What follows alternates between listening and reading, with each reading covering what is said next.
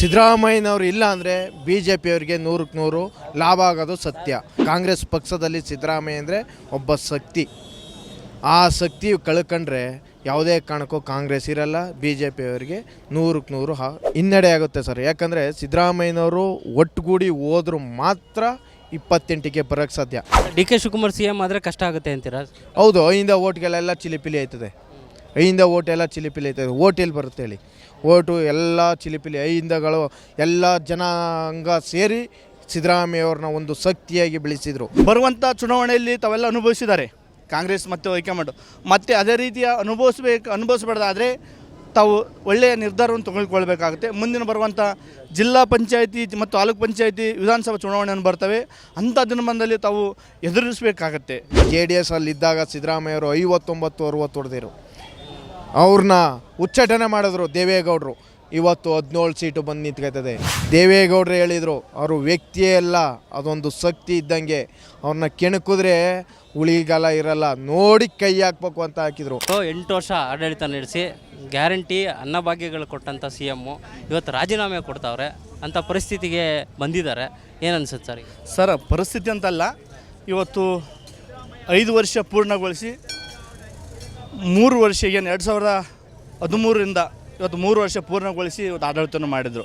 ಪಂಚ ಗ್ಯಾರಂಟಿಯನ್ನು ಕೊಟ್ಟು ಪಂಚ ಗ್ಯಾರಂಟಿಯ ಮುಖಾಂತರ ಏನು ಪ್ರತಿಯೊಂದು ಜನರಿಗೆ ಬಡತನ ನಿರ್ಮೂಲನಕ್ಕಾಗಿ, ಬಡತನ ಹೋಗಲಿ ಅನ್ನೋದಕ್ಕಾಗಿ ಅನ್ನಭಾಗ್ಯ, ಬಸ್ಸು ಫ್ರೀ, ವಿದ್ಯಾರ್ಥಿಗೆ ವಿದ್ಯಾನಿಧಿ, ವಿದ್ಯುತ್ ಫ್ರೀ ಎಲ್ಲವನ್ನು ಕೊಟ್ಟು ಒಳ್ಳೆ ಆಡಳಿತನ ಮಾಡಿದಂಥ ಸಿದ್ದರಾಮಯ್ಯವರು ಇವತ್ತೇನು ಹೈಕಮಾಂಡು ಏಕಾಏಕವಾಗಿ ಇವತ್ತು ಸಿದ್ದರಾಮಯ್ಯವರ ರಾಜೀನಾಮೆ ಕೊಡು ಅಂತ ಹೇಳ್ಬಾರ್ದಾಗಿತ್ತು ಅಂತ ಹೇಳಿ ಭಾವಿಸ್ತೇವೆ. ಇವತ್ತು ಯಾವುದೇ ಕಾರಣಕ್ಕೊಂದು ಕಪ್ಪು ಚುಕ್ಕೆ ಇಲ್ಲದೆ ಸಿದ್ದರಾಮಯ್ಯವರ ಒಂದು ಏನು ರಾಜೀನಾಮೆಗೋಸ್ಕರ ಇಡೀ ರಾಜ್ಯದಂಥ ಅಭಿಮಾನಿಗಳ ಒಂದು ದುಃಖಕರ ವಿಚಾರ ಅಂತ ಹೇಳಕ್ಕೆ ನಾವು ಭಾವಿಸ್ತೇವೆ. ಇಂಥ ಮುಖ್ಯಮಂತ್ರಿಯವರ ಆಡಳಿತ ಮಾಡಿದಂಥ ಮುಖ್ಯಮಂತ್ರಿಯವರ ಇವತ್ತೇನು ರಾಜೀನಾಮೆ 3 ಗಂಟೆಗೆ ರಾಜೀನಾಮೆ ಕೊಡ್ತೇವೆ ಅಂತೇಳಿ ಮಾಧ್ಯಮ ಮುಖಾಂತರ ನಾವು ತಿಳ್ಕೊಂಡಿದ್ವಿ. ದಯವಿಟ್ಟು ಹೈಕಮಾಂಡು ಇನ್ನೂ ಆಲೋಚನೆ ಮಾಡಿ ತೀರ್ಮಾನ ತೆಗೆದುಕೊಳ್ಬೇಕಂತ ಹೇಳಕ್ಕೆ ನಾವು ಭಾವಿಸ್ತೇವೆ. ಇಂಥ ವ್ಯಕ್ತಿಯ ಆಡಳಿತ ಮಾಡಿದಂಥ ವ್ಯಕ್ತಿ ನಮಗೆ ಸಿಗೋದಿಲ್ಲ ಅಂತ ಹೇಳಕ್ಕೆ ನಾವು ಭಾವಿಸ್ತೇವೆ. 3 ವರ್ಷದ ಅಧಿಕಾರದ ಅವಧಿ ಯಾವುದೋ ಭ್ರಷ್ಟಾಚಾರದ ಹಗರಣಗಳು ಹೊರಗಡೆ ಬಂದಿಲ್ಲ, ಅದು ಕಪ್ಪು ಚುಕ್ಕೆ ಇಲ್ಲ. ಇಂಥ ಆಡಳಿತ ನಡೆಸಬೇಕಾದ್ರೆ ಮತ್ತೆ ಕಾಂಗ್ರೆಸ್ ಪಕ್ಷಕ್ಕೆ ಇದೊಂದು ರೀತಿ ಹಿನ್ನಡೆ ಆಗಲ್ವಾ ಅಂತ ಮುಂದೆ? ಸರ್, ಇಂದಿನ ದಿನಮಾನದಲ್ಲಿ ನೋಡಿದ್ವಿ ನಾವು ಮುಖ್ಯಮಂತ್ರಿಗಳು ಏಕಕಾಲಕ್ಕೆ ಬಂಗಾರಪ್ಪ ಅವರು ಇಳಿಸಿದರೆ, ಅದಕ್ಕಿಂತ ಮುಂಚೆ ಬೇರೆಯವ್ರನ್ನ ಏಕಕಾಲಕ್ಕೆ ಇಳಿಸಿದಾಗ ಬರುವಂಥ ಚುನಾವಣೆಯಲ್ಲಿ ತಾವೆಲ್ಲ ಅನುಭವಿಸಿದ್ದಾರೆ ಕಾಂಗ್ರೆಸ್ ಮತ್ತು ಹೈಕಮಾಂಡು. ಮತ್ತು ಅದೇ ರೀತಿಯ ಅನುಭವಿಸಬಾರ್ದಾದರೆ ತಾವು ಒಳ್ಳೆಯ ನಿರ್ಧಾರವನ್ನು ತೆಗೆದುಕೊಳ್ಬೇಕಾಗುತ್ತೆ. ಮುಂದಿನ ಬರುವಂಥ ಜಿಲ್ಲಾ ಪಂಚಾಯಿತಿ ಮತ್ತು ತಾಲೂಕು ಪಂಚಾಯಿತಿ ವಿಧಾನಸಭಾ ಚುನಾವಣೆಯನ್ನು ಬರ್ತವೆ. ಅಂಥ ದಿನಮಾನದಲ್ಲಿ ತಾವು ಎದುರಿಸಬೇಕಾಗತ್ತೆ. ಇಡೀ ರಾಜ್ಯದಂತ ಇರುವಂಥ ಪ್ರತಿಭಟನೆ ಕೂಡ ನಮ್ಮೇನು ಹಿಡಿಯುವಂಥ ಅಹಿಂದ ಸಂಘಟನೆಯವರು ಕೂಡ ಪ್ರತಿಭಟನೆ ಮಾಡ್ತಾ ಇದ್ದಾರೆ. ಇನ್ನೂ ಮುಂದಿನ ದಿನಮಾನಗಳು ಮಾಡಬೇಕಾಗುತ್ತೆ. ಜಿಲ್ಲಾ ಪಂಚಾಯತಿ ತಾಲೂಕು ಪಂಚಾಯತಿ ಬರುವಂಥ ಬೆಂಗಳೂರು ಮಹಾನಗರ ಪಾಲಿಕೆ ಚುನಾವಣೆ ಕೂಡ ಸಿದ್ದರಾಮಯ್ಯವರ ಏನು ರಾಜೀನಾಮೆ ಕೊಟ್ಟರೆ ತಾವು ಕಾಂಗ್ರೆಸ್ ಹೈಕಮಾಂಡ್ ಅನುಭವಿಸಬೇಕಾಗತ್ತೆ. ಹಿಂದೆ ಏನಾಗಿತ್ತು ಮುಂದೆ ಕೂಡ ಅದೇ ರೀತಿ ತಾವು ಅನುಭವಿಸಬೇಕಾಗುತ್ತೆ ಅಂತ ಹೇಳಕ್ಕೆ ನಾನು ಭಾವಿಸ್ತೇನೆ. ಸರ್, ಅಹಿಂದ ಸಮುದಾಯ ಸಿದ್ದರಾಮಯ್ಯನವ್ರ ಬೆನ್ನಿಗೆ ಈಗಲೂ ನಿಂತಿತ್ತು, ಮೊದಲೇ ಕೂಡ ನಿಂತಿತ್ತು. ಈಗ ಕಾಂಗ್ರೆಸ್ ಹೈಕಮಾಂಡ್ ರಾಜೀನಾಮೆ ಕೊಟ್ಟ ಮೇಲೆ ಕಾಂಗ್ರೆಸ್ ಬೆನ್ನಿಗೆ ನಿಲ್ಲುತ್ತಾ ಹೈಕಮಾಂಡ್ ಅಹಿಂದ ವರ್ಗ?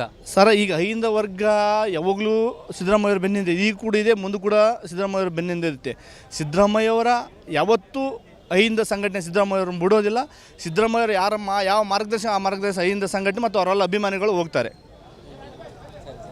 ಸರ್, ಸಿದ್ದರಾಮಯ್ಯನವ್ರು ರಾಜೀನಾಮೆ ಕೊಡುವಂಥ ಹೈಕಮಾಂಡ್ ಸೂಚನೆ ಹೆಂಗಿದೆ ಸರ್? ಇದಕ್ಕೆ ಈಗ ನೀವು ಎಲ್ಲಿಂದ ಬಂದಿದ್ದೀರಿ? ನಾವು ರಾಯಚೂರು ಕುರಿ ಆಂಜನೇಯ ಅಂತ ಸಾಹೇಬರು ಶಿಷ್ಯನವರು.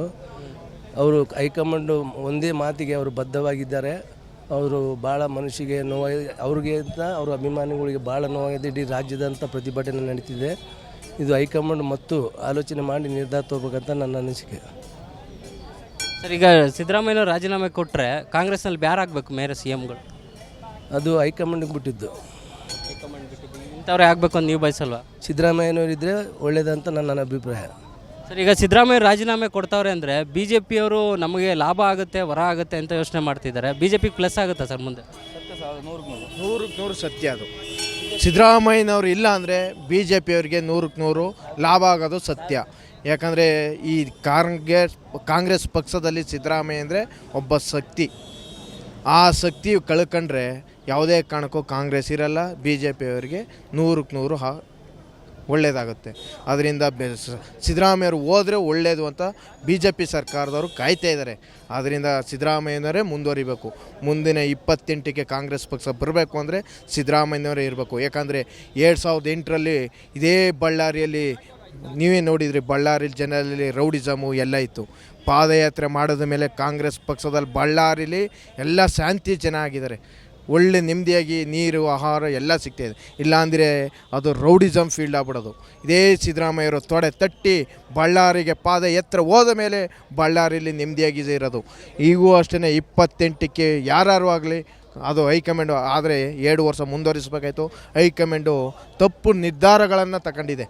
ಒಬ್ಬ ಭ್ರಷ್ಟಾಚಾರ ಇಲ್ಲ, ಒಂದು ಕಪ್ಪು ಚಿಕ್ಕೆ ಇಲ್ಲ, ಒಂದು ಒಳ್ಳೆ ಆಡಳಿತ ಕೊಟ್ಟಿರೋದು. ಬರ್ಷಾಜ್ ಆಗಿರ್ಬೋದು, ಎಲ್ಲ ಹೆಂಗಸ್ರುಗಳು ಧರ್ಮಸ್ಥಳ, ಕುಬ್ರಹ್ಮಣ್ಯ, ಚಾಮುಂಡಿ ಬೆಟ್ಟ ಎಲ್ಲ ಕಡೆ ಹೋಗೋದ್ರಿಂದ ಇವತ್ತು ಹೆಂಗಸ್ರುಗಳು ಪೂಜೆ ಮಾಡ್ತಿರೋದೇ ಸಿದ್ದರಾಮಯ್ಯನ. ಆದ್ದರಿಂದ ಸಿದ್ದರಾಮಯ್ಯನೇ ಯೋಚನೆ ಮಾಡಬೇಕು, ಸಿದ್ದರಾಮಯ್ಯನೇ ಮುಂದುವರಿಬೇಕು.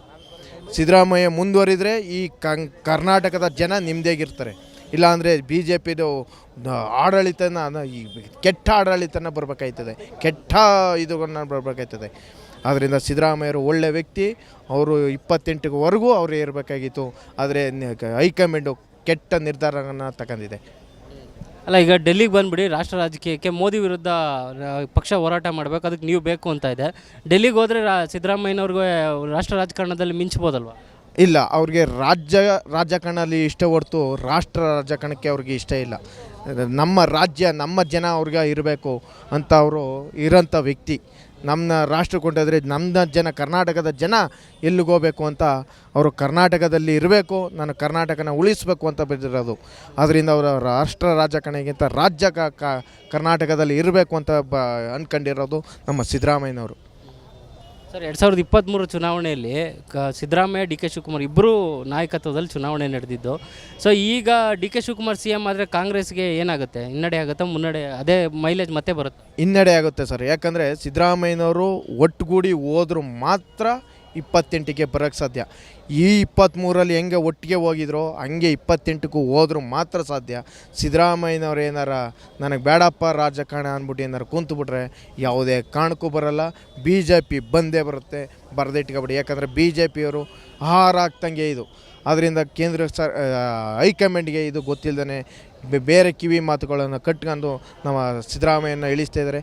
28ಕ್ಕೆ ಕೂಡ ಸಾಹೇಬ್ರ ಖುಷಿಯಾಗಿ ಬೇರೆಯವ್ರಿಗೆ ಕೊಡೋರು, ಖುಷಿಯಾಗಿ ಯಾರು ಆಗಿ ಅಂತ ಮಾಡೋರು. ಇದು 28ಕ್ಕೆ ಇವತ್ತು ಇಳಿಸಿರೋದ್ರಿಂದ 28ಕ್ಕೆ ಕಷ್ಟ.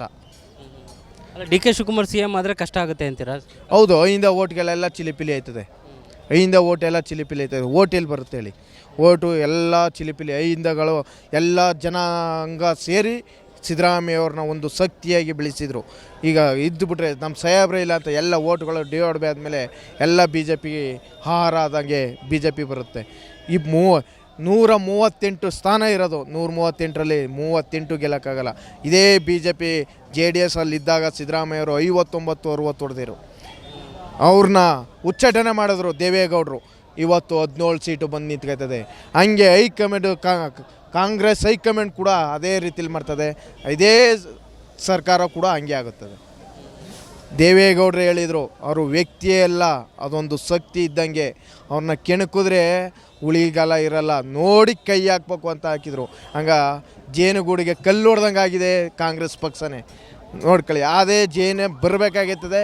ಆ ಜೇನೇನಾರ ಒಟ್ಟುಗೂಡ್ಕ ಹೋದ್ರೆ ಮಾತ್ರ ಕಾಂಗ್ರೆಸ್ ಪಕ್ಷ 28ಕ್ಕೆ ಬರೋದು.